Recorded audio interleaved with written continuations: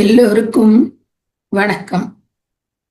பரபிரம்மஸ்வரூபம் பரமாத்மஸ்வரூபம் பத்ரிஜி அவர்களுக்கு என்னுடைய கோடானு கோடி வணக்கங்கள். ஃப்ரெண்ட்ஸ், இன்னைக்கு ஆஃப்டர் டெத் பிஃபோர் பர்த் அந்த டாபிக்கு தெரிந்து கொள்ள போறோம்.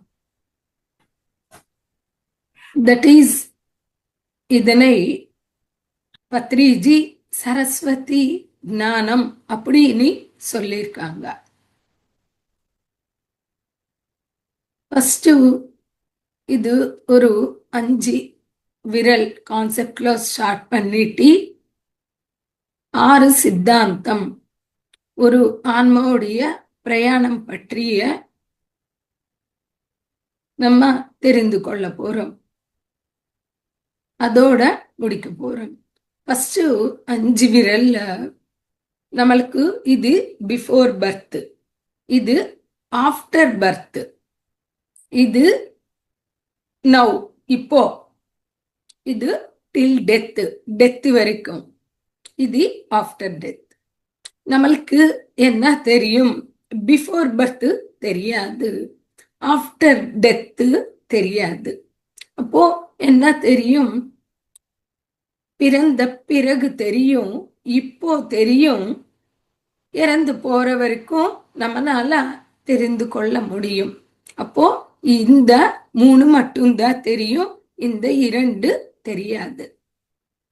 இந்த 2 தெரியாததுனால மனிதனுக்கு துக்கம் வருது, பதட்டம் வருது. அந்த 2 விஷயங்கள், அதாவது பிறப்பதற்கு முன்பு, இறந்து போன பிறகு நடக்கிற அந்த ஞானம் தெரிஞ்சுக்கிட்டோம்னா நம்மளுக்கு துக்கமே இருக்காது. இதுதான் சரஸ்வதி ஞானம் அப்படின்னு சொல்லியிருக்காங்க. இந்த சரஸ்வதி ஞானம் ஈஸியா கொடுக்கப்படுமா அப்படின்னாக்கா கொடுக்கப்படாது. இதுக்கு ஒரு சின்ன நடந்த கதையே தெரிஞ்சுக்கலாம். எப்படின்னாக்கா, நச்சிகேதன் இருக்கிறாரு, தீவிர தவம் செய்தாரு. செய்தா யமதர்மராஜா வந்திருக்காரு வரம் கொடுக்கறதுக்கு. வரும் பொழுது என்ன வேணும்பா உங்களுக்கு அப்படின்னு கேட்டாரு. சின்ன பையன், 9 வயது. கேட்டாக்கா, எனக்கு சரஸ்வதி ஞானம் வேணும் அப்படின்னு சொல்லியிருக்காரு நச்சிகேதன். உனக்கு எப்படிப்பா? அதெல்லாம் உனக்கு எதுக்கு? இறந்து போன பிறகு என்ன நடக்குதோ உனக்கு எதுக்கு?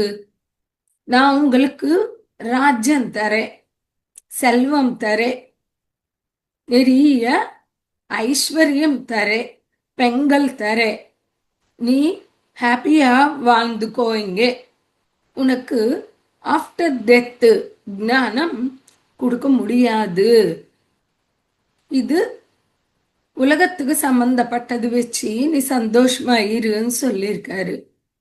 அப்போ நச்சிகேதன் சொன்னாரு, இங்கேயே விட்டி போற பொருட்கள் எனக்கு வேண்டாம், இந்த டெம்பரரி பொருட்கள் எனக்கு வேண்டாம், எனக்கு இறந்து போன பிறகு என்ன நடக்குதோ அதுவே வேணும், அந்த ஞானமே வேணும், மற்றது எனக்கு வேஸ்ட் அப்படின்னு சொல்லும் பொழுது அவர் நிறைய கன்வின்ஸ் பண்ணுவாரு யமதர்மராஜா. ஆனா இவர் பிடிவாதமா எனக்கு எதுவும் வேண்டாம், இதை மட்டும்தான் எனக்கு தேவை அப்படின்னு சொல்லி கேட்கும் பொழுது ஆஃப்டர் டெத் பத்தி ஞானத்தை அவரு சொல்லி கொடுக்கிறாரு. நம்மளுக்கு தெரியும், இறந்து போன உடனே யமதர்மராஜா கூட்டிட்டு போயிருப்பாரு அப்படின்றது தெரியும். ஏன்னா அவருடைய டியூட்டி அது. இப்போ அந்த ஞானத்தை பத்தி நம்ம ஃபர்ஸ்ட் உடல் விட்டதில் இருந்தே நம்ம தெரிஞ்சுக்கலாம். இங்கே உடல் விடும் பொழுது ஃபர்ஸ்ட் பௌதீக உடலை விட்டுடுறோம்.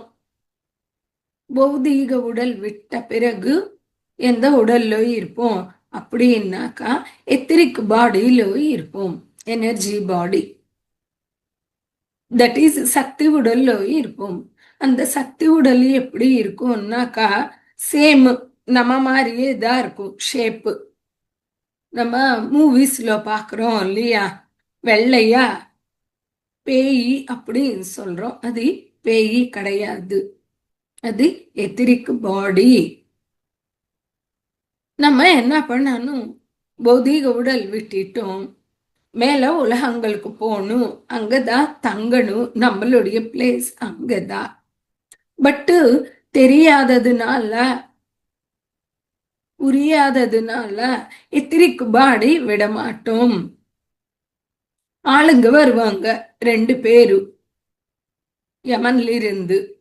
அவங்க சொல்லுவாங்க, இது விட்டுடுங்க எத்திரிக் பாடி, நம்ம மேல உலகங்களுக்கும் போலாம், நாங்க கூட்டிட்டு போயிருப்போம் அப்படின்னு சொல்லிட்டு கைட் பண்ண வருவாங்க.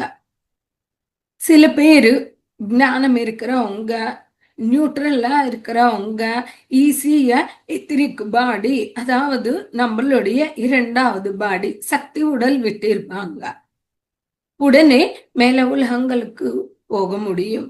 ஆனா சில பேரு விடமாட்டேன்னுவாங்க.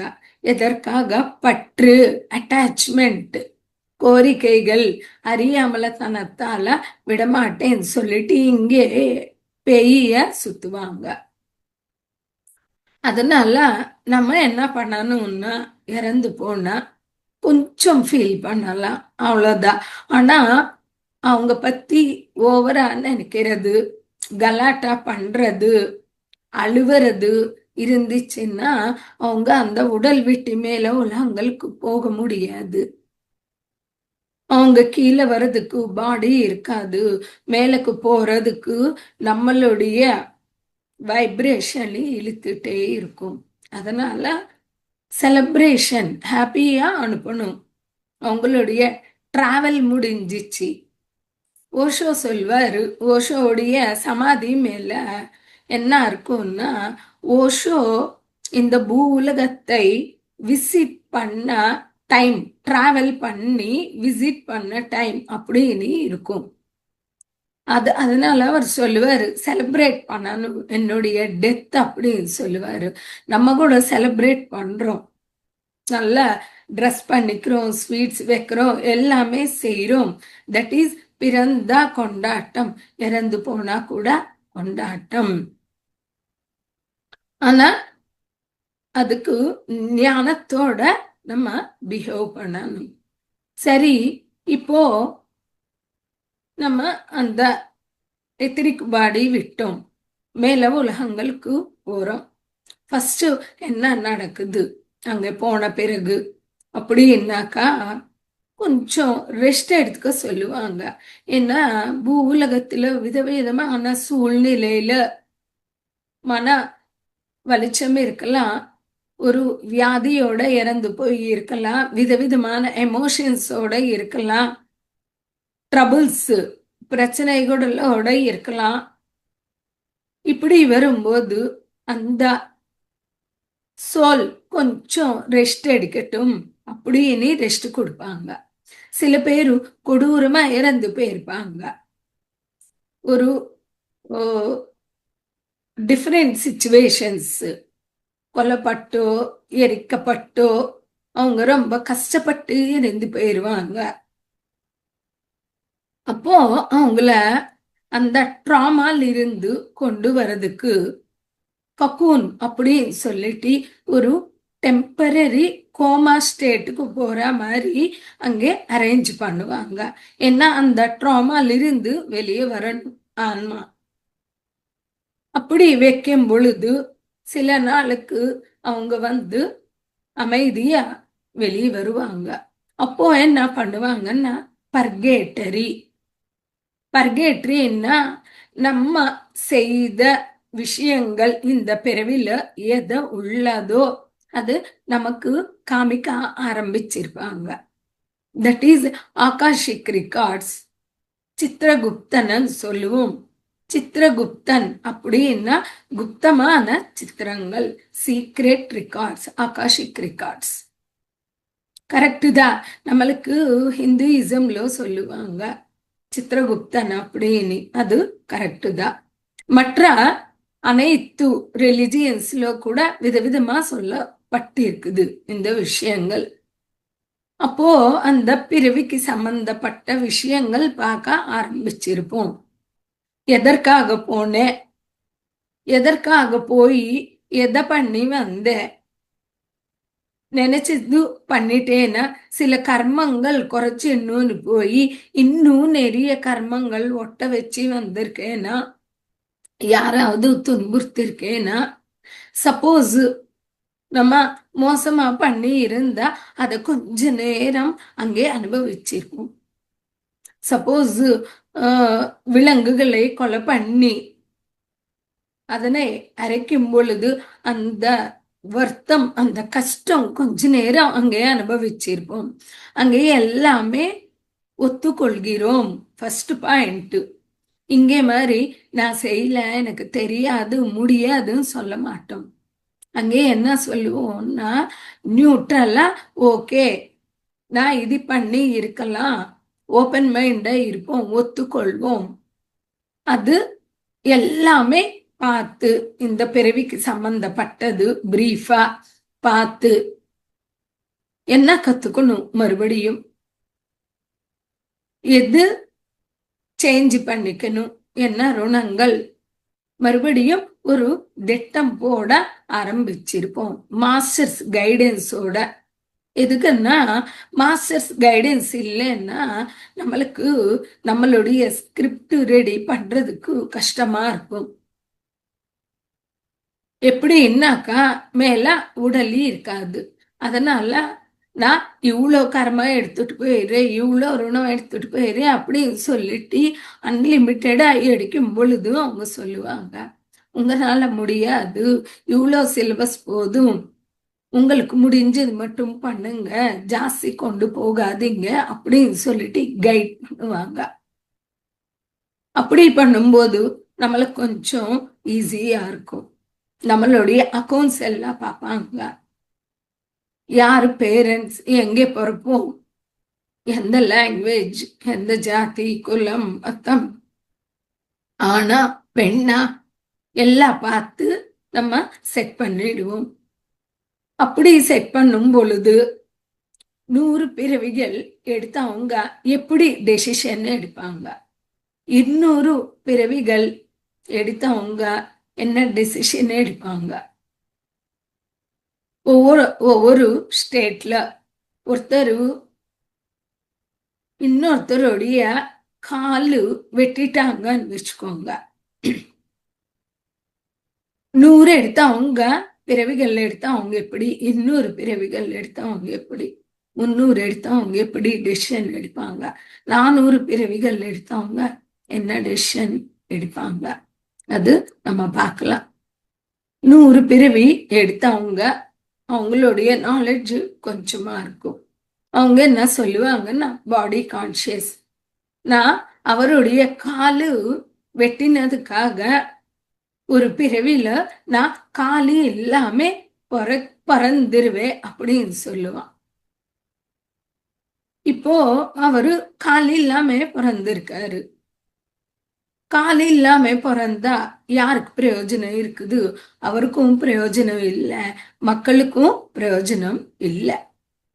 அதுவே 200 பிறவி எடுத்த ஒரு ஆன்மா எப்படி டெசிஷன் எடுப்பான் அப்படின்னாக்கா, ஒரு long term disease, that is வாழ்க்கை முழுசா மருந்து மாத்திரை எடுக்கிற மாதிரி ஒரு டிசீஸ் கொண்டு வருவாங்க.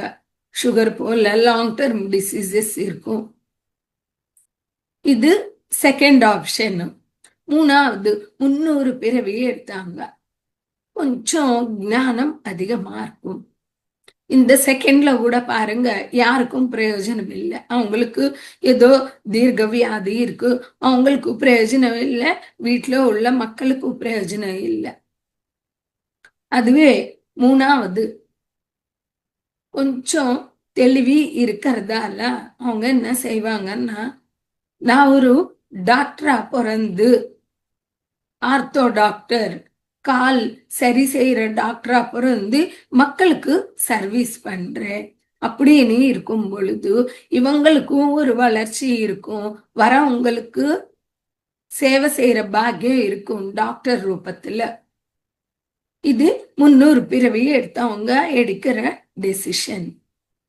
அதுவே 400 பிறவி எடுத்திருவாங்கன்னு வச்சுக்கோங்க, அவங்க என்ன செய்வாங்கன்னா, இன்னும் ஞானம் அதிகமா இருக்கிறதுனால நான் ஆன்மீக சேவை செய்யறேன், ஒரு நபருக்கு தியானத்தை ஞானத்தை சொல்லி கொடுக்கும் பொழுது கர்மாவில் விழுவாமே இருக்கிறதுக்கு அவங்க முயற்சி பண்ற ஞானம் கொடுக்கும் பொழுது அவங்களுடைய பிறவிகள் நிறையவே குறைஞ்சிரும். இந்த ஆன்மாவுடைய டிராவல் ஈஸியா ஃபாஸ்டா முடிக்க முடியும். அப்படி முடிச்சிட்டு மேல உலகங்களுக்கு போக முடியும் அப்படின்னு சொல்லி டெசிஷன் எடுப்பாங்க. இப்போ நம்மளே யோசிக்கலாம், எப்படிப்பட்ட டிசைன் பண்ணணும்? தட் இஸ் காலி இல்லாம டிசைன் பண்ணணுமா நம்மளுடைய வாழ்க்கை? இல்ல லாங் டெர்ம் டிசீஸா? இல்ல சர்வீஸ் பண்ணணுமா? இல்ல ஸ்பிரிச்சுவல் ஒர்க் பண்ணணுமா? நம்ம டெசிஷன் சேஞ்ச் ஆகி வளர்ந்த மெச்சூரிட்டி ஸ்டேட்ல டெசிஷன்ஸ் இருக்கும். இது நம்ம புரிஞ்சுக்கிறதுக்கு இன்னும் கூட ஒரு கான்செப்ட் பார்க்கலாம். 14 புவன பாண்டங்கள் அப்படின்னு சொல்லுவாங்க. 14 உலகங்கள், தலங்கள். தட் இஸ் 7 ஊர்துவ உலகங்கள், 7 அதோ உலகங்கள்னு சொல்லுவாங்க. தட் இஸ் பூமி வந்து ஊர்துவ லோகம், தட் இஸ் மேல் உலகங்கள்ல ஸ்டார்டிங் லோகம்னு அர்த்தம். இங்கிலிருந்து ஸ்டார்ட் ஆயிட்டு இங்க நம்ம செய்யற செயல்கள் பொறுத்து நம்ம போற உலகங்கள் இருக்கும். தட் இஸ் பூலோக, புவர்லோக, சுவர்லோக, மகாலோக, ஜனாலோக, தப்போலோக, சத்தியலோகங்கள். இங்கே எக்ஸாம் எழுதுறோம், மேல உலகங்கள்ல சில கத்துக்குவோம், இங்கே சில கத்துக்குவோம், அந்த ஞானத்தை ரிமைண்ட் பண்ணுவோம். இங்கே செய்யற செயல் பொருத்தி நம்ம போற உலகங்கள் எப்படி இருக்குது இது நம்ம பார்க்கலாம். இங்கே நான் வந்து நான்வெஜ் சாப்பிட்டே தான் இருக்கிறேன், அறியாமலத்தனத்தோட புவர்லோகம் போறேன். தட் இஸ் பூலோகத்துக்கு சேர்ந்தி அடுத்த லோகத்துக்கு போக முடியும். இன்னும் பூஜை செய்யறோம், சுவர்லோகா, தட் இஸ் அடுத்த உலகத்துக்கு போறேன். நான்வெஜ் சாப்பிடல, ஆனா இன்னும் பூஜை விடல, சின்ன சின்ன ஆன்மா செய்யற வேலைகள் பூஜை என்பது, அங்கே போவேன். அதுவே புண்ணிய காரியம் செய்யறேன், ஜனாலோகத்துக்கு போயிருப்போம். இன்னும் நிஷ்காம கர்மா மகா காரியங்கள் செய்வோம், மகான்மாக்கள், மகாலோகம்.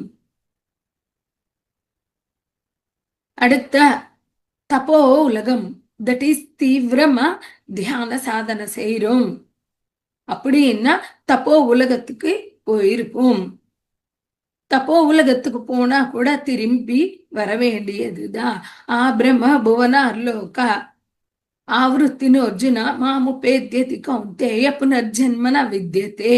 சத்தியலோகத்துக்கு போலேன்னா பிரம்ம உலகம், அதாவது பிரம்மலோகம். தப்போலோகத்துக்கு போனா கூட நீ மறுபடியும் வர வேண்டியதுதான், சத்திய உலகத்துக்கு போனா வர வேண்டிய அவசியம் இல்லை அப்படின்னு கிருஷ்ணர் சொல்லுவாரு. அதனால சத்திய உலகத்துக்கு போகிறதுக்கே நம்ம முயற்சி பண்ணணும். தியானம், ஸ்வாத்தியாயம், சஜ்ஜன சாங்கச்சம், பிரமிட்ஸ் கட்டினா சைவ ஜகத்து, தியான ஜகத்து. இந்த ஒர்க் பண்ணும் பொழுது சத்திய உலகத்துக்கு போறதுக்கு நம்மளுக்கு அந்த என்ட்ரன்ஸ் கிடைக்கும். அது வரைக்கும் வந்து வந்து போக வேண்டியதுதான். தீவிர சாதனையால தப்போ உலகத்துக்கு போயிருப்போம். சத்தியத்தில் வாழ்ந்தால், சத்தியத்திலேயே இருந்தால், சத்தியமே சொன்னால், சத்தியத்தையே கடைபிடித்தால், சத்தியத்தையே காட்டுவதால் சத்திய உலகத்துக்கு போக முடியும். இது 7 உலகங்கள்.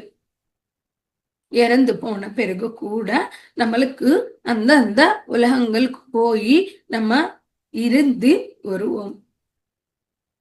அண்டு இது புரிஞ்சுக்கிறதுக்கு ஒரு சின்ன உதாரணம் தெரிஞ்சுக்கலாம். சப்போஸ் இங்கே இன்ஜினியரிங் பண்ணணும்னு பார்ப்போம். ஜேஇஇ, ஐஐடிக்கு போகலாம், பிட்ஸுக்கு போகலாம், நிட்டுக்கு போகலாம். அப்புறம் சில ஸ்டாண்டர்ட்ஸ் இருக்கிற ஒரு விஐடி, அமிர்தா காலேஜ், இது மாதிரி சில ஸ்டாண்டர்ட்ஸ் இருக்கிற காலேஜஸ்க்கு போகலாம். இன்னும் ஜெனரல் காலேஜஸ் இருக்கும், அதுக்கு போகலாம். எப்படி போகலாம்? நம்மளுடைய ரேங்க் பொருத்தி, நம்மளுடைய மெரிட் பொருத்தி அந்தந்த காலேஜஸ்க்கு போகிறோம். எல்லாமே இன்ஜினியரிங் காலேஜஸ் தான், ஆனால் ஸ்டாண்டர்ட்ஸ். அதே போல நம்ம இங்கே செய்கிற செயல் பொறுத்து நம்ம போற உலகங்கள் ஸ்டாண்டர்ட்ஸ் இருக்கிற உலகங்களுக்கு போயிருப்போம். அதனால எப்படி இருக்கணும், இங்கே என்ன பண்ணணும், அதை பொருத்தி ஆன்மா அடுத்த போற உலகங்கள் இருக்கும். ஆன்மாவின் பயணம், சோல்ஸ் ஜெர்னி பார்த்தாக்கா ஒரு அற்புதமான புக்கு இது. இன்னும் சொல்லுவோம், மோசமா நம்ம பிஹேவ் பண்ணுவோம் அப்படின்னாக்கா எங்கே போவோம்னா சொல்லுவோம், பாத்தாள உலகத்துக்கு போயிருவே அப்படின்னு திட்டுவோம். பாத்தாள உலகம் எங்கே இருக்குது அப்படின்னா கீழே 7 உலகங்கள். அதோ உலகங்கள் அத்தல, வித்தல, சுத்தல, ரசாத்தல, மகாத்தல, தலாத்தல, பாத்தாள உலகங்கள். அப்போ பாத்தாளம் என்பது அதோ உலகங்கள்ல கூட கீழே உலகம். அவ்வளோ மோசமா பிஹேவ் பண்ணா பாத்தாளத்துக்கு போயிருப்பேன்னு திட்டுவோம். ஒரு பின்லேடன் இருக்காரு, பாத்தாள உலகத்துக்கு போயிருப்பாரு. மோஸ்ட்லி மேல உலகங்களுக்கு தான் போயிருப்பாங்க. ரொம்ப மோசமா கொடூரமா இருந்தாதான் கீழே உலகங்களுக்கு போயிருப்போம். அண்டு நெக்ஸ்ட் பார்த்தோம்னா ஒரு ஆன்மாவுடைய டிராவல் தெரிஞ்சுக்கலாம். இதுக்கு சம்பந்தப்பட்ட புக்ஸ் கூட நிறைய இருக்குது, கண்டிப்பா படிக்க வேண்டிய புக்ஸ் எல்லாம் மாஸ்டர்ஸ் நோட் பண்ணி வச்சுக்கோங்க. சோல்ஸ் ஜெர்னி, ஆன்மாவின் பயணம், பர்ன் அகெயின், மறுபடியும் பிறப்போம். இது Walter Semkiw. Soul's journey, Peter Richelieu. அடுத்த பார்த்தா மெனி மாஸ்டர்ஸ் மெனி லைஃப்ஸ். ஒரு டாக்டர் கிட்ட ஒரு சைக்ரியாட்டிக் ப்ராப்ளம்ஸோட ஒரு அம்மா வருவாங்க. அவங்கள ஹிப்னடைஸ் பண்ணும் பொழுது தன்னுடைய 80 பிறவிகளுடைய ஞானத்தை அந்த டாக்டர் கொடுத்த பிறகு அவங்களுக்கு ஃப்ரீ ஆயிட்டு இருக்குது. அவ்வளோ ஞானம் தூக்க முடியல. அந்த ஞானத்தை உலகத்துக்கு கொடுத்த பிறகு அவங்க ஃப்ரீ ஆயிட்டாங்க. அதுல தன்னுடைய பிறவிகள் பார்க்கும் பொழுது சின்ன பையனா, ஒரு யுவராணியா, இளவரசனா, லாமாவாக, பெண்ணாக, ஆணாக, ஒரு திருடனாக விதவிதமான பிறவிகள் பார்ப்பாங்க. தன்னுடைய உடல் விட்டது அந்த உடல் கூட பார்ப்பாங்க அந்த அம்மா. இப்படி அந்த புக்ல நிறைய ஞானம் இருக்குது, அதை படிக்கணும். எக்கோஸ் ஆஃப் த சோல்ஸ் படிக்கணும். அடுத்த மூவிஸ் பார்த்தீங்கன்னா அநேகன் இருக்கு. நம்மளுக்கு தெரியும், தனுஷோடைய மூவி மாநாடு சிம்புவுடைய மூவி இருக்கு. இன்னொரு அற்புதமான மூவி வினோதய சித்தம், தட் இஸ் சமுத்திரகனியுடைய மூவி. இதெல்லாம் ஆஃப்டர் டெத்து, திருப்பி பிறப்பு எடுக்கிறதுக்கு முன்பு எப்படி பிறப்பு எடுப்போம், விதவிதமான விஷயங்கள் இருக்கும். அதெல்லாம் நம்ம புரிந்து கொள்வதற்கு நிறைய மூவிஸ் இருக்கு. அதே போல நமக்கு நாசோலார் ஆஸ்ட்ரல் ஹவுஸ், இந்த மூவி அற்புதமா இருக்கும். அங்கே பர்கேட்ரி எப்படி ரெஸ்ட் எடுப்போம், எப்படி ப்ரிப்பேர் பண்ணுவோம், அங்கே நம்மளை எப்படி ட்ரீட் பண்ணுவாங்க, நம்ம எப்படி ரியலைஸ் பண்ணுவோம், அது அந்த பாயிண்ட்ஸ் முழுசா அதுல இருக்கும். And doctor strange first and second parts அற்புதமான மூவிஸ். இதெல்லாமே மிஸ் பண்ணாம பாருங்க. அண்டு கர்ம சித்தாந்த பத்தி பாத்தீங்கன்னா மகதீரன் சிரஞ்சீவியோடைய பையனுடைய மூவி. கர்ம சித்தாந்தம் எப்படி கரெக்டா ஒர்க் செய்யும், இந்த விஷயங்கள் இங்கே நிறையவே உள்ளது. அண்டு நம்ம இறந்து போகும் பொழுது எப்படி இறந்து போகணும் அதை கூட கொடுத்திருக்காங்க நம்மளுக்கு பகவத்கீதையில. ஏஷா பிராமி ஸ்திதி பார்தனைனாம் பிராபிய விமுஹ்யதி ஸ்தித்வா சியாமந்த காலேபி பிரம்ம நிர்வாணம் உச்சதி. பிரம்ம நிலையில இறந்து போகணும் அப்படின்னு சொல்லியிருக்காங்க. நம்ம இறந்து போகும் பொழுது ஏதோ ஒரு எண்ணத்துல இறந்து போயிருப்போம். நம்மளுடைய பாடி விடுறோம்ன்றதோ இல்ல நான் இறந்து போறேன் அப்படி என்ற வருத்தத்திலோவோ இல்ல நம்ம பசங்களை பற்றியோ நம்ம சம்பாதிச்ச சொத்து பத்தியோ கோரிக்கைகளோடையோ அட்டாச்மெண்ட்ஸோடையோ ஏதோ ஒண்ணு நம்மளுடைய மைண்ட்ல வச்சு இறந்து போயிருப்போம். ஆனா எப்படி இறந்து போகணும்னா பிரம்ம நிலையில் நான் ஆன்மா, நான் கடவுள், நான் பிரம்மன் அப்படி என்ற நிலையில இறந்து போனா வர வேண்டிய அவசியம் இல்லைன்னு சொல்ல வராங்க. இதுக்கு ஒரு சின்ன கதை மூலமா நம்ம தெரிஞ்சுக்கலாம் இந்த விஷயம். தட் இஸ் ஜடபர்த்துடு அப்படி என்ற ஒரு முனிவர் இருக்காரு. ஆறு பக்கத்துல ஒரு ஆசிரமம் மாதிரி கொட்டாய் போட்டு அவரு தியானம் செய்து வாழ்ந்து வருகிறாரு. அப்படி இருக்கும் பொழுது அவருக்கு கல்யாணம் கிடையாது, சிங்கிளாகி இருக்கிறாரு. ஒரு நாள் மானுக்குட்டி வயிற்றுல கர்ப்பத்துல ஒரு மான் வருது. அது மான் குட்டிக்கு பிறப்பு கொடுத்து இறந்து போகுது மானு. அப்போ தாயி இல்லாத அந்த மான் குட்டியை இவரு வளர்க்க ஆரம்பிச்சிருக்காரு. ஆரம்பிச்சு வளர்க்க அதோட அட்டாச்மெண்ட் வருது, பற்று வருது.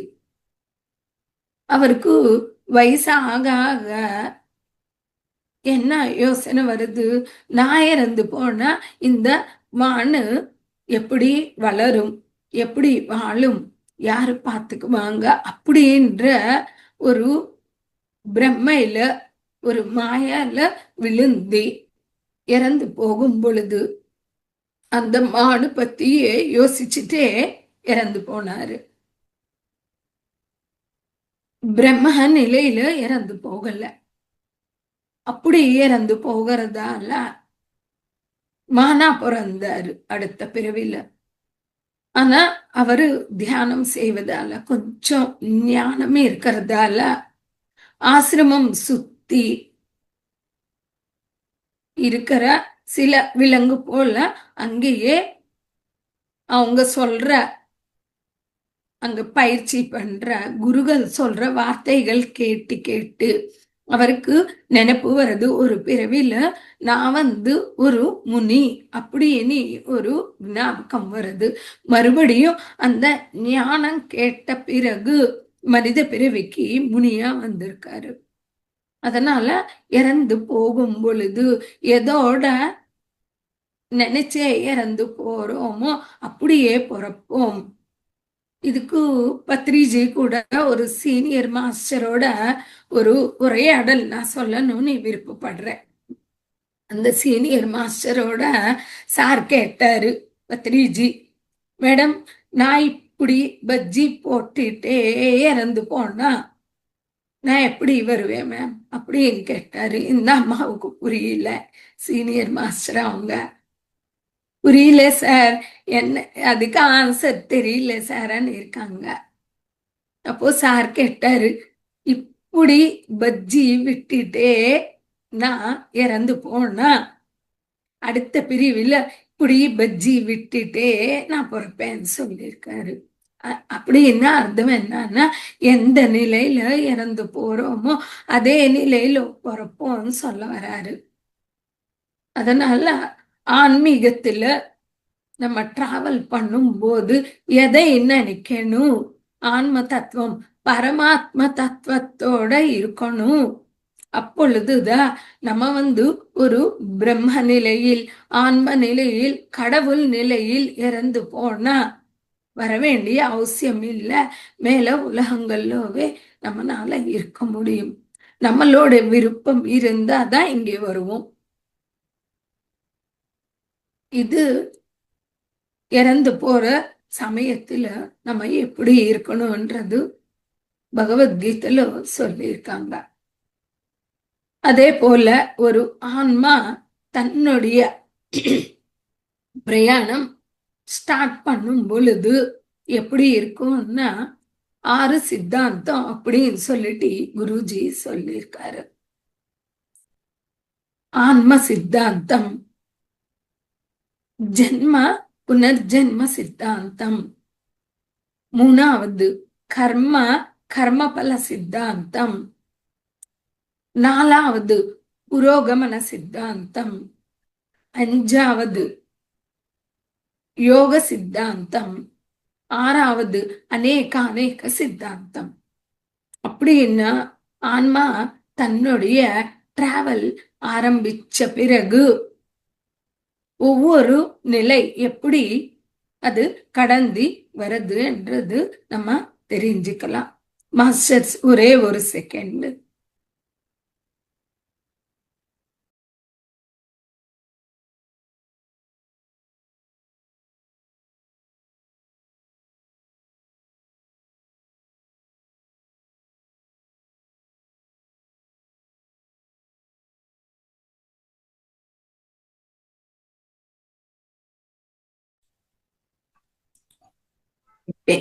Thank you masters. இப்போ ஒரு ஆன்மா பூமிக்கு வருது, அவ்வளோ ஈஸியா ஃபர்ஸ்ட் அது பார்க்கணும். எப்படின்னாக்கா மேல உலகங்கள்ல உடல் இருக்காது, வரணும்னு கியூல நிற்போம். நம்மளுடைய டைம் வரும் பொழுது சில பேரு பயந்தி மறுபடியும் கியூல பின்னாடி போயிருப்பாங்க. எதுக்கு பயம் அப்படின்னு கேட்டாக்கா, உடல் எடுக்கிறது ஈஸி கிடையாது, ரொம்ப சாகசம். ஒரு கிரிக்கெட்டரா ஆகணும்னா எவ்வளவு சாகசம் வேணும். ஒரு சச்சின் டெண்டுல்கர், ஒரு தோனி ஆகணும்னா அவ்வளவு ஈஸி கிடையாது. பாக்குறதுக்கு நிறைய பேர் இருப்பாங்க கிரிக்கெட், ஆனா விளையாடுறதுக்கு இருக்க மாட்டாங்க. ஒரு 12 பீப்புள் மட்டும்தான் இருப்பாங்க. அதே போல மேல பாக்குறதுக்கு நிறைய பேர் இருக்கிறாங்க, கீழே வர்றதுக்கு தைரியம் இல்ல, சாகசம். இப்போ நம்ம இங்க இருக்கிறோம் உடல் எடுத்தி அப்படின்னாக்கா நம் எவ்வளோ சாகசமான ஆள். எதுக்கு சாகசம் அப்படின்னு சொல்றோம்னா, ஒரு ஆன்மாவுக்கு பஞ்ச துக்கங்கள் உண்டு, ஈஸி கிடையாது. இது கர்ப்ப துக்கம், ஜன்ம துக்கம், வியாதி துக்கம், ஜரா துக்கம், மரணம் துக்கம். அப்போ கர்ப்ப துக்கம்னா என்ன? அந்த தாய் வயிற்றுல ஒரு சின்ன பிளேஸ்ல 9 மாசம் மலமூத்திரங்களோட காத்து கூட இல்லாம இருக்கணும். ஒரு ஜெயில் போலன்னா அவ்வளவு ஈஸி கிடையாது. எவ்வளவு கஷ்டம் ஒரு குழந்தைக்கு. நினைப்பி இல்லாததுனால, நமக்கு ஞாபகம் இல்லாததுனால அதை பத்தி யோசிக்கிறது இல்லை. அதனால அது ரொம்ப கஷ்டமானது. இது கர்ப்ப துக்கம். அந்த இருட்டுல அடுத்த பிறக்கும் பொழுது ஒரு சின்ன வழியிலிருந்து கஷ்டப்பட்டு பிறந்து வருவோம். எவ்வளவு கஷ்டம். அது கூட நினைப்பில்லாததுனால அதை பத்தி நம்ம திங்க் பண்றது இல்ல, நினைக்கிறது இல்ல. அதுவே ஞாபகம் இருந்து எவ்வளவு கஷ்டமா இருக்கும். அது இன்னொரு ட்ராமா மாதிரி இருக்கும் மனிதனுக்கு. அடுத்தது வியாதி துக்கம். பிறந்த ஒவ்வொரு மனிதனுக்கும் சின்னதோ பெருசோ ஏதோ ஒரு வியாதி இருக்கும், அந்த கஷ்டம் இருக்கும். இது வியாதி துக்கம். ஃபர்ஸ்ட் உடல் பாதிப்பு விட மன வலிச்சல் ஜாஸ்தி இருக்கும் வியாதியால. எனக்கு ஏன் வந்தது, நான் ஏன் அனுபவிக்கணும் அப்படின்னு சொல்லிட்டு அதுவும் இருக்கும். உடல் பாதிப்பு இருக்கும்.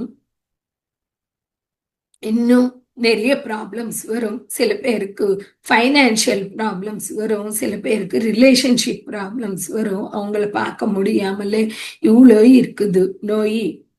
இது வியாதி துக்கம். அடுத்தது ஜரா துக்கம். இப்படின்னாக்கா முதியோர் ஏஜ் கஷ்டமானது. எல்லாமே தெரியும், ஆனா நம்மளுடைய பேச்சு யாரும் கேட்க மாட்டாங்க. எல்லாத்துக்கும் மற்றவங்க மேல டிபெண்ட் ஆகணும். அப்படின்னு இருக்கும் பொழுது கஷ்டமா இருக்கும்.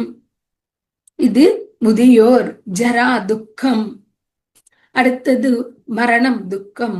அறியாமலத்தனத்தால, ஞானம் இல்லாததுனால மரணம் துக்கமா எடுத்துக்கிறோம், ஒரு செலிப்ரேஷனா எடுக்கிறது இல்லை. அதனால இந்த ஞானம் தெரிந்து கொள்ள வேண்டும். இப்போ அந்த 5 துக்கங்கள் பஞ்ச துக்கங்கள் சொல்லுவாங்க. இந்த 5 துக்கங்கள் இருக்கும் அப்படின்னு தெரிஞ்சு கூட நம்ம இங்கே வந்தோம்னா எவ்வளோ கிரேட். நம்ம என்ன நினைக்கிறோம், மேல உள்ளவங்க கிரேட் அப்படின்னு நினைக்கிறோம். கிடையாது. இங்கே வந்த நம்ம தான் கிரேட். ஒரு தடவை நம்மளுக்கு கை தட்டிக்கலாம். அவங்க பாக்குறவங்க நம்ம பிளே பண்றதுக்கு வந்தவங்க. இது ஃபர்ஸ்ட் சித்தாந்தம், ஆத்ம சித்தாந்தம். செகண்ட் பாத்தீங்கன்னா ஜென்ம புனர்ஜென்ம சித்தாந்தம். அதாவது இங்கே வந்து போகும் பொழுது பிறப்பெடுக்கிறோம், போறோம், மறுபடியும் வரும். கதாசு அகதாசு அப்படின்னா கதா அகத்தான்னு சொல்லியிருக்காங்க. இதனை தேத்வம் புக்வா ஸ்வர்கலோகம் விசாலம் க்ஷீணே புண்ணியே மர்த்தலோகம் விசந்தி ஏவம் திரகி தர்மம் அனுப்பிரபன்னா கதாகதம் காம காமாலவந்தே. அப்படின்னா இந்த பூ உலகத்துல சாப்பிட்ட பிறகு, மேல உலகங்களுக்கு போன பிறகு, க்ஷீணே புண்ணியே நம்மளுடைய புண்ணியம் முடிஞ்சு போன பிறகு மர்த்தலோகம் விசந்தி. மர்த்தலோகம்னா பூலகத்துக்கு வரணும். வின்சதி அப்படின்னு அர்த்தம். ஆன்மா பிளஸ் 24 தத்துவங்கள். அதாவது அந்த தத்துவங்களோட ஆன்மா கீழே வரணும் மறுபடியும். பஞ்சபூதங்கள், கர்மேந்திரியங்கள், ஞானேந்திரியங்கள், தன்மாத்திரங்கள், அந்த கரணங்கள் எல்லாத்தையும் அணைந்து துணி போல மறுபடியும் வரணும். ஏவம் திரை தர்மம் எதற்காக வரணும்? 3 தர்மங்கள் முடிக்கிறதுக்காக இங்கே வரணும். உடல் தர்மம், குடும்ப சமூக தர்மம், ஆன்ம தர்மம். ஏவம் திரை தர்மம் அனுப்பிரபன்னா கதாகதம் காம காமலவந்தே. கதா அப்படின்னா வருது, அகதான்னா போறது. எதவர்க்கும் வரணும்? காமம் அகாமம் ஆகிறவர்க்கும். எந்த கோரிக்கைகள் இல்லாமலே 0 ஆகிற வரைக்கும் 3 தர்மங்கள் முடிக்கிற வரைக்கும் வரணும் அப்படின்னு சொல்லி பகவத்கீதையில இருக்குது. இப்போ ஜென்ம புனர்ஜென்ம சித்தாந்தம். முதல் பிறவிகள்ல 150 பிறவிகள்ல என்ன செய்வோம் அப்படின்னாக்கா, துஷ்கர்மா, தட் இஸ் கெட்ட பழக்கங்களால, கெட்ட மக்களோட தொடர்பால நம்மளும் தீய கர்மங்கள் செய்து கர்ம சக்கரத்தில் ஜென்ம சக்கரத்தில் இருப்போம். இப்படி ஒரு 150 பிறவிகள் முடிச்ச பிறகு நிதானமா ஒரு தெளிவு வரும், ஆன்மாவுக்கு ஒரு வெளிச்சம் வரும், கொஞ்சம் புத்தி வரும். அப்பொழுது சத்கர்மா அப்படின்னாக்கா நல்ல மக்களோட பழகி நல்ல வேலைகள் செய்யும் பொழுது புண்ணியம் என்பது நம்மளுடைய அக்கௌண்ட்ல வரும் பொழுது, அப்போ அந்த புண்ணியம் அனுபவிக்கிறதுக்கு மறுபடியும் இங்கே வரணும். அக்கௌண்ட்ல புண்ணியம் இருந்தா வரணும், பாவம் இருந்தா கூட இங்கே வரணும். அக்கௌண்ட் காலி ஆனாத வர வேண்டிய அவசியம் இல்லை. புண்ணியம்னா என்ன? நான் ஒரு காசு கொடுத்துட்டேன், அன்னதானம் பண்ணிட்டேன், ஏதோ ஒண்ணு நல்லது பண்ணிட்டேன், ஆனா என்னுடைய பேரு எதிர்பார்க்கிறேன். அங்கே எனக்கு ஏதோ ஒண்ணு கொடுக்கணும், இல்லை என் பேரு அவங்க எழுதணும், இல்லை எனக்கு ஏதோ ஒரு போஸ்ட் கொடுக்கணும் அப்படின்னு பார்க்கும் பொழுது அங்கே புண்ணியம் சேருது அக்கௌண்ட்ல. நம்ம செஞ்ச தானத்துக்கு, ஒர்க்குக்கு, ஹெல்ப்புக்கு அந்த புண்ணியம் அனுபவிக்கிறதுக்கு மறுபடியும் வரணும். கர்ம சக்கரத்தில் ஜென்ம சக்கரத்தில் இருப்போம். ஒரு ஃபேன் கொடுத்தோம், ஏதோ ஒரு கோயிலோ ஏதோ ஒரு சத்திரத்திலோ அந்த ஃபேன் மேல என் பேரு இருக்கணும். அப்போ மறுபடியும் வர வேண்டியதுதான். அதனாலதான் பத்ரிஜி மகாங்கள் என்ன சொல்லியிருக்காங்கன்னா, பாப புண்ணியமுல கடி தாட்டவலனு, பாவத்தையும் தாண்டுங்க, புண்ணியத்தையும் தாண்டி விடுங்க. பாவத்தை தாண்டினா பாவம் மட்டுமே தாண்டுவீங்க, புண்ணியத்தை தாண்டினால் பாவத்தையும் புண்ணியத்தையும் இரண்டுமே ஜம்ப் பண்ணுவோம், குதிச்சு வந்திருப்போம், சத்தியத்துக்கிட்ட இருப்போம். பாவம் என்பது இரும்பு சங்கிலி, புண்ணியம் என்பது தங்க சங்கிலி. ஆனா சங்கிலி தான், அந்த சங்கிலி இல்லாம பார்த்துக்கணும் ஒரு ஆன்மாவுக்கு, இங்கே வந்த நமக்கு. மூணாவது நிஷ்காம கர்மா, எதுவும் எதிர்பார்க்காமலே நம்மளுடைய கடமை அப்படின்னு செய்து வரும் பொழுது இந்த ஆன்மா எங்கேயும் மாட்டிக்காமே, பந்தி ஆகாமே, எப்பவுமே ஒரு முக்தி நிலையில இருக்கும். இது நிஷ்காமா. நிஷன்னா எதுவும் இல்லை, எந்த கோரிக்கை இல்லை. இப்படி நம்ம ஜென்மா புனர்ஜென்ம சக்கரத்தில் இருந்து வெளியே வரணும். ஃபர்ஸ்ட் ஆன்ம சித்தாந்தம், இரண்டாவது ஜென்மா புனர்ஜென்ம சித்தாந்தம், மூணாவது கர்மா கர்மபல சித்தாந்தம். இப்படி வரப்போற ப்ராசஸ்ல நிறைய கர்மங்கள், அதாவது செயல் செய்வோம், அந்த செயலுக்கு உண்டான கான்சிக்வன்சஸ், எதை செஞ்சாலும் அதுக்கு ஒரு கான்சிக்வன்ஸ் பலன் இருக்கும். அந்த பலன்களை கர்மபல சித்தாந்தம் சொல்றோம். இந்த கர்ம பலங்கள், அது பாவ பலம் புண்ணிய பலம் எது இருந்தாலும் நம்மளுடைய பேக்ல இருக்கும், சஞ்சி அக்கௌண்ட்ல இருக்கும். இது 3 விதமா சொல்றோம். ஒண்ணு சஞ்சிதா, இரண்டாவது பிராரப்தா, மூணாவது ஆகாமி கர்மங்கள் அப்படின்னு சொல்றோம். சஞ்சிதா, சஞ்சில இருக்கிற கர்மங்கள் இந்த பிறவிக்கு வரும் பொழுது ஒரு பிழி கர்மங்கள் இந்த பிறவிக்கு கொண்டு வருவோம். பிழி அளவு விதைகள் எவ்வளோ பத்துமோ அவ்வளோ கர்மங்கள். இந்த பிறவிக்கு கொண்டு வந்த கர்மங்கள் பிராரப்த கர்மம் சொல்றோம். இப்போ அனுபவிக்கிறதுக்கு நாமளே கொண்டு வந்தது. இதுல இரண்டு இருக்கும், திருட கர்மா, அத்ருட கர்மா. திருட கர்மா அப்படின்னா கண்டிப்பா நான் அனுபவிச்சுதான் ஆகணும்னு நாமளே கொண்டு வருவோம். அத்ருட கர்மா தியானம் செய்தால், சில புண்ணியம் செய்தால் இதெல்லாம் எரிஞ்சு போகும் ஈஸியா. அத்ருட கர்மா. இன்னொன்னு இருக்கு, கிரியமான கர்மா. கொண்டு வந்த கர்மால நம்ம கஷ்டப்பட்டு அனுபவிக்கும் பொழுது அதனை திட்டிட்டே இன்னும் தீமை செய்தே போகும் பொழுது இருக்கிற கொஞ்ச கர்மாவுக்கு இன்னும் சேர்த்து வச்சிருப்போம். கிரியமான கர்மா. கர்ம பேக் ஜாஸ்தி ஆயிடுச்சு, கிளியரா ஆகல கொண்டு வந்தது.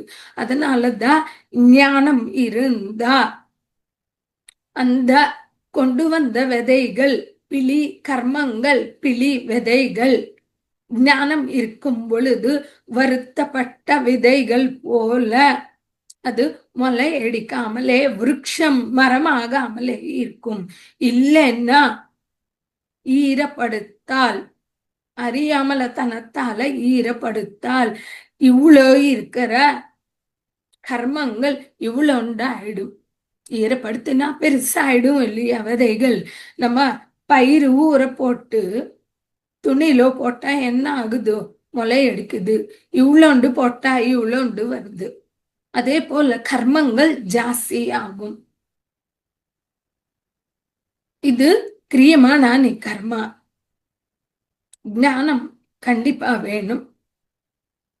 மற்ற விஷயங்கள் தியானத்துல ஆன்மீகத்துல இருந்தா கூட ஞானத்துக்கே முக்கியத்துவம் கொடுக்கணும். அது பிறவிகளை குறைக்கும். ஞானான் முக்தி, ஞானம் இருக்கிறவங்களுக்கே முக்தி கிடைக்கும் சொல்லியிருக்காங்க.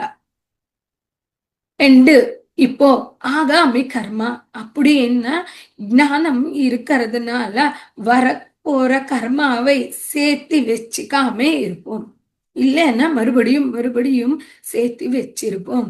பேக்ல போயிட்டே இருக்கும். பேக் வெயிட் ஜாஸ்தி ஆயிட்டே இருக்கும். அதுக்குதான் ஞானம் வேணும், தியானம் வேணும், புக்ஸ் படிக்கணும், சஜ்ஜன சாங்கச்சம் வேணும். திரிஜகதி சஜ்ஜன சங்கதி ரேகா பவதி பவார்ணவ தருணேனோகா. சஜ்ஜன சாங்கச்சம் செய்வதால நம்ம ஞானம் என்ற கப்பலில் இந்த பாவக்கடலை ஈஸியா எளிமையா தாண்டி அடுத்த கரைக்கு போக முடியும் சொல்லியிருக்காங்க. நெக்ஸ்ட் பார்த்தாக்கா இன்னொரு சித்தாந்தம். எப்படி டிராவல் பண்ணி போனா புரோகமன சித்தாந்தம்.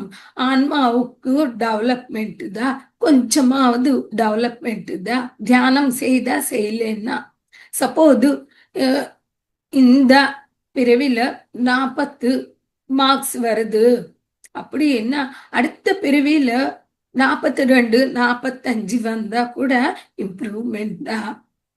அதனால புரோகமன சித்தாந்தம் டெவலப்மெண்ட் தான். அடுத்த பார்த்தா யோக சித்தாந்தம். அப்படின்னாக்கா நிறைய பிறவிகள் பௌதீகமா அனைவருக்கும் சகாயம் செய்வதால, தானம் தர்மம் செய்வதால எத்தனையோ பிறவிகள் நம்ம நல்ல புண்ணிய காரியங்கள் செய்வதால தியானத்துக்கு ஆன்மீகத்துக்கே வர முடியும். அந்த துவாரம் திறக்கப்படும். இல்லைன்னா அந்த துவாரம் கூட திறக்கப்படாது. அதனால எவ்வளோ தூரம் டிராவல் செஞ்சு வந்த இன்னைக்கு இந்த கிளாஸ்க்கு வர முடியும், ஆன்மீகத்துக்கு வர முடியும், தியானத்துக்கு வர முடியும், ஞானத்தை கேட்க முடியும், தியானத்துக்கு ஆன்மீகத்துக்கு சம்பந்தப்பட்ட வேலைகள் செய்ய முடியும். அப்படின்னு எவ்வளவோ புண்ணியம் செய்து வந்ததால யோகத்துல நம்மளுக்கு துவாரங்கள் திறக்கப்பட்டுள்ளது. இங்கே வந்துள்ள அனைவருக்கும் கங்க்ராச்சுலேஷன்ஸ், ஆல் த பெஸ்ட். பூமிக்கு வரதே பெரிய விஷயம். அதே பெரிய சாகசம். அது கடந்து கடந்து இவ்வளோ தூரம் வந்துள்ளது பெரிய பெரிய விஷயம். அடுத்த பார்த்தோம்னாக்கா அநேக அநேக சித்தாந்தம், மல்டிவர்ஸ், நிறைய உலகங்கள் இருக்குது. ஜீசஸ் சொல்லுவாரு, என் கடவுள் சிருஷ்டியில கோடானு கோடி உலகங்கள் உள்ளதுன்னு சொல்லியிருக்காங்க. எங்கே போனாலும் டுயல்டி, இருமையத்துவம் தான். இருமையத்துவத்தில் ஒருமையத்துவம், அதுதான் ஆன்மீகம். அதனால அந்த ஞானம் எல்லாம் தெரிந்து கொள்வது பிரம்ம ஜானம். அநேக அநேக சித்தாந்தம். இங்கேயும் இருப்போம், மற்ற கிரகங்கள்ல கூட இருப்போம். எல்லாத்துக்கும் ஒரு சண்டை கூட இருக்கும், வேறுபாடு இருக்கும், அந்த இருமயத்துவம் இருக்கும். இந்த விஷயங்கள் எல்லாம் தெரிந்து கொள்வது அநேக அநேக சித்தாந்தம். 6 தெரிஞ்சுக்கிட்டோம் மாஸ்டர்ஸ். ஆன்ம சித்தாந்தம், ஜென்மா புனர்ஜென்ம சித்தாந்தம், கர்மா கர்மபல சித்தாந்தம், புரோகமன சித்தாந்தம், யோக சித்தாந்தம், அநேக அநேக சித்தாந்தம். Yes masters, thank you all of you. எல்லாம் புரிஞ்சதுன்னு நினைக்கிறேன். நீங்களும் உங்களுடைய அனுபவங்கள், தியான அனுபவங்கள் ஷேர் பண்ணணும் அப்படின்னு நான் கேட்டுக்கொள்கிறேன். Thank you masters.